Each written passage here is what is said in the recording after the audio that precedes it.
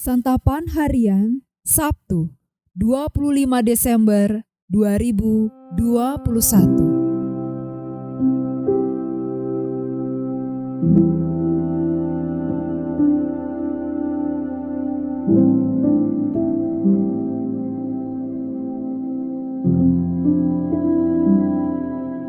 Inilah program Santapan Harian, sebuah program yang mengajak Anda menelusuri isi Alkitab, agar Anda menemukan makna firman Tuhan sesuai dengan konteksnya.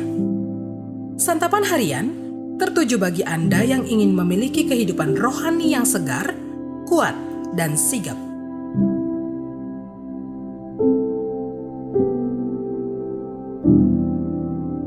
Hari ini kita akan membaca Yesaya pasalnya yang ke-7, ayatnya yang ke-10 hingga ayatnya yang ke-25. Namun sebelumnya, mari kita berdoa. Di dalam cinta-Mu Yesus, mampukanlah kami untuk memahami kebenaran firman-Mu dan lebih lagi melakukannya dalam keseharian kami. Di dalam Kristus Yesus yang memampukan kami. Amin.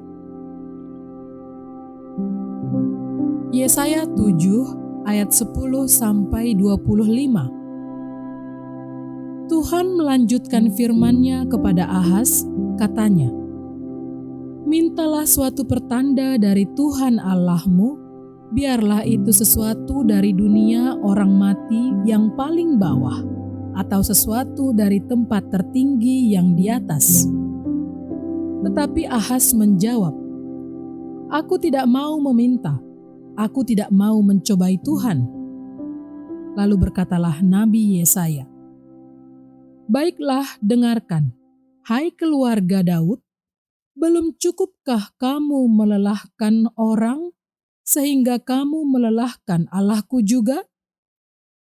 Sebab itu, Tuhan sendirilah yang akan memberikan kepadamu suatu pertanda. Sesungguhnya seorang perempuan muda mengandung dan akan melahirkan seorang anak laki-laki, dan ia akan menamakan dia Immanuel. Ia akan makan dadih dan madu sampai ia tahu menolak yang jahat dan memilih yang baik.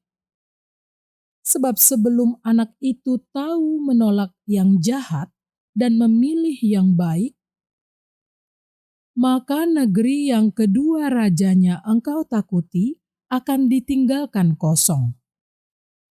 Tuhan akan mendatangkan atasmu dan atas rakyatmu dan atas kaum keluargamu hari-hari seperti yang belum pernah datang sejak Efraim menjauhkan diri dari Yehuda, yakni Raja Asyur. Pada hari itu akan terjadi, Tuhan bersuit memanggil lalat yang ada di ujung anak-anak sungai Nil dan memanggil lebah yang ada di tanah Asyur.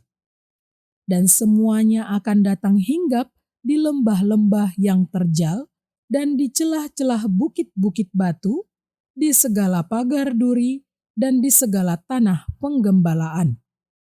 Pada hari itu dengan pisau cukur yang dipinjam dari seberang sungai Efrat, yakni Raja Asyur, Tuhan akan mencukur kepala dan bulu paha, bahkan pisau itu akan melenyapkan janggut juga.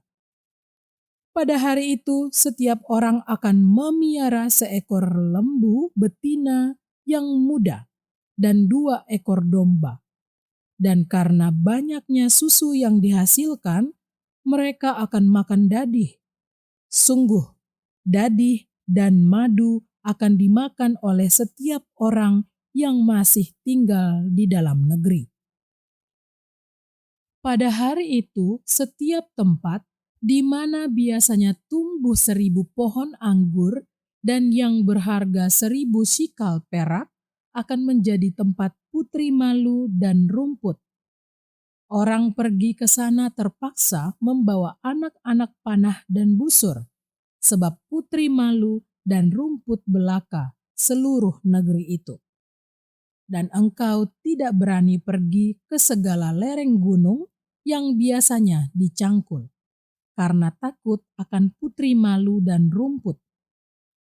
Di situ hanya lembu dan domba akan berkeliaran.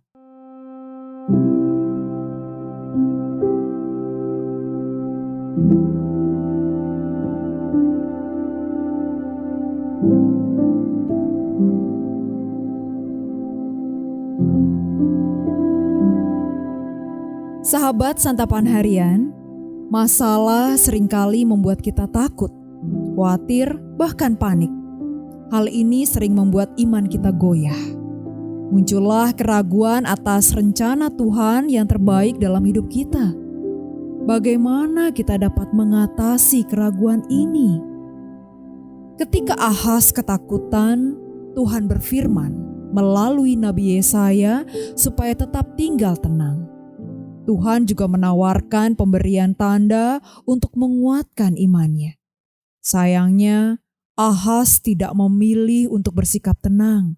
Sebaliknya, ia justru memutuskan untuk tidak percaya dan mengatasi masalah dengan kekuatannya sendiri. Parahnya lagi, Raja Ahaz malah menunjukkan sikap berpura-pura taat dengan memakai alasan, "Aku tidak mau mencobai Tuhan." Sikap ini berakibat pada kekacauan hidupnya dan juga bangsanya. Andai saja sang raja mau bersikap tenang dan bersandar kepada Tuhan, tentu ceritanya akan berbeda. Karena dalam ketenangan diri dan kepercayaan kepada Tuhan, disitulah terletak kekuatan dan keselamatan. Untunglah Tuhan tidak membiarkan ketidakpercayaan Ahaz berlangsung lama. Melalui Nabi Yesaya, Tuhan pun memberikan sebuah pertanda. Sesungguhnya, seorang perempuan muda mengandung dan akan melahirkan seorang anak laki-laki, dan ia akan menamakan dia Immanuel. Inilah tanda ajaib dari Tuhan. Immanuel berarti Tuhan beserta kita. Penyertaan Tuhan di tengah umatnya pada satu pihak bisa berarti hukuman atas kemurtatan bangsa itu. Pada pihak lain, penyertaannya berarti hadirnya kelepasan dan keselamatan bagi sisa Israel. Begitulah cara Tuhan bekerja melalui tanda yang ajaib. Immanuel. Siapapun bisa dipakainya untuk mewujudkan rencananya itu. Tidak heran bila Allah memberi hukuman melalui Raja Asyur atas Yehuda karena ketidakpercayaan Raja Ahaz. Dalam sejarah keselamatan, tanda Immanuel ini dipakai sebagai nubuat tentang kelahiran Tuhan Yesus Kristus. Inilah peristiwa yang dirayakan gereja melalui perayaan Natal.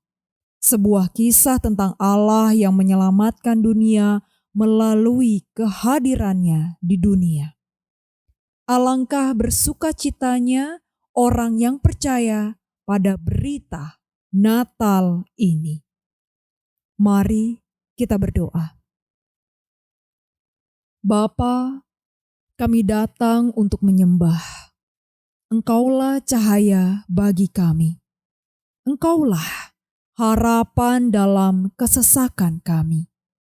Engkaulah Immanuel, Allah yang hadir dan menyelamatkan kami. Hati kami bersorak dan bersuka. Terima kasih ya Kristus. Engkaulah Sang Immanuel. Amin.